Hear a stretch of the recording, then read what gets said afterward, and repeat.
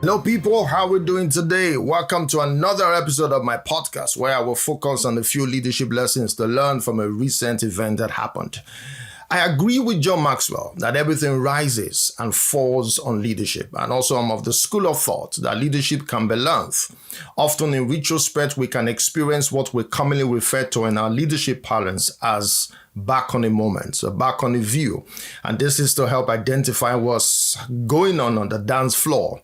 I had a moment of reflection earlier in the week about an event that happened, and I want to share some of the thoughts and some of my thinking with us. On Sunday, July 13, 2025, former president of Nigeria, the great country of Nigeria, Muhammadu Buhari, passed away in a London hospital. On Tuesday, July 15th, he was laid to rest in his hometown of Daura, Katsina State. I joined several Nigerians and also those outside the country in extending my heartfelt condolences, my commiserations to his family, loved ones, and associates. As expected, his death sparked a surge of public reaction. A reflection across the media, particularly the social media. His legacy, both as a former military head of state from 1983 to 85, and also as a democratically elected president from 2015 to 2023, came under sharp scrutiny. Some tributes were sympathetic, even gracious, but many others were sharply critical, not of the man himself, but of his record in office, mostly with regards to his recent tenure as a civilian president. For some, his legacy feels complicated, even tarnished by his foray into democratic politics.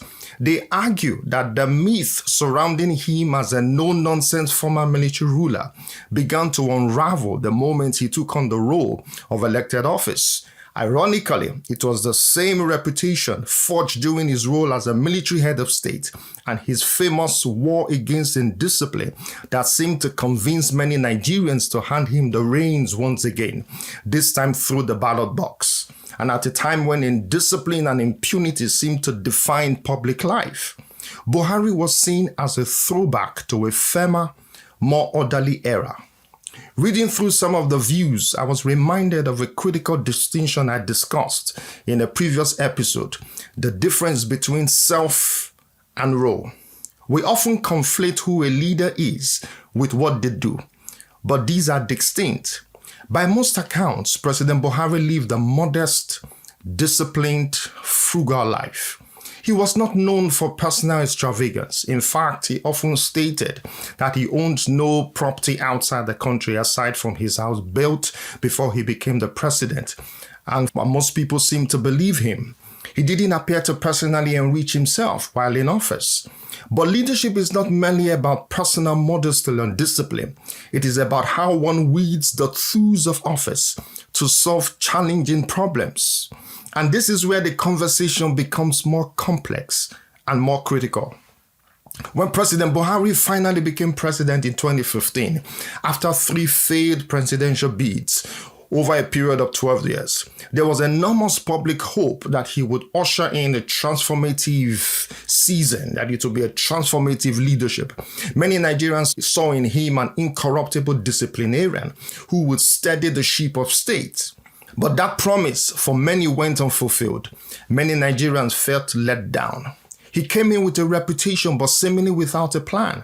For someone who had vied for the presidency for over a decade, it surprised many that he appeared unprepared to govern, slow to appoint ministers, unclear in vision, and struggling to mobilize a competent team around him. This gap between the man and the role underscores a fundamental truth about leadership. You may like the person, but citizens connect with the performance of the role. Leadership, especially presidential leadership, is not just symbolic, it is operational. The office comes with authority, influence, and institutional power, but these tools must be used in the service of problem solving. That is the job. Where leadership fails to confront or improve pressing national challenges, it ceases to be meaningful, no matter how virtuous the character of the leader might be.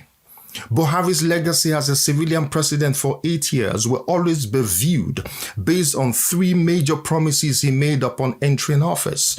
1, fixing the economy. 2, combating insecurity. And 3, fighting corruption. Yet, by 2023, and certainly in hindsight, many Nigerians felt that all three had worsened. Unemployment and inflation surged, terrorism, banditry, and kidnapping escalated. And whilst Buhari personally may not have looted public funds, corruption around him persisted, with key members of his administration acting with seeming impunity. People began to ask if the president is not personally corrupt, but corruption thrives under his watch, what exactly is the legacy? Some critics went further, accusing him of being aloof, detached, and unresponsive, which allowed dysfunction and lawlessness to flourish under his watch. To many, the foundation of the current challenges and suffering of the citizens was partly laid during the 8 years of the Buhari administration. To be fair, he did complete several infrastructure projects, particularly in the rail and transport sectors, but these gains felt piecemeal in the face of Nigeria's broader issues. When the president is elected, citizens are delegating trust, a trust that must translate into visible progress and empathetic engagement. They want a leader who understands their daily struggles and communicates a vision for improvement. For a country like Nigeria, they want a leader who can build across religious, ethnic, and political divides, take responsibility rather than deflecting it, show up consistently in moments of crisis and triumph, use state power not for symbolism, but for solutions. In the end, legacy is not determined by monuments or speeches. It is the ongoing conversation people have after you've left the stage. It is the lived experience of those who were affected by your leadership, for better or for worse. With Buhari's passing, that conversation has begun in earnest. It will be shaped by memories, facts, feelings, and context. Some will remember him as a principled man, others as a missed opportunity. But for those of us thinking deeply about leadership, there is a clear takeaway. Simplicity and modesty without impact are not enough. Good intentions without execution falls short. Integrity without capacity can still leave a nation stuck. Leadership is taking action and must be judged by the progress made on the daunting challenges facing a nation. My final thoughts. So as Nigeria reflects on the life and leadership of Muhammadu Buhari, may we all be reminded that leadership is not just about who we are, but what we do when given the chance to lead. Let this be a prompt for citizens, for future leaders, and for all of us to expect and to demand more than symbolism, to prioritize results over rituals, and most of all, to hold power accountable to the purpose for which it exists, the common good.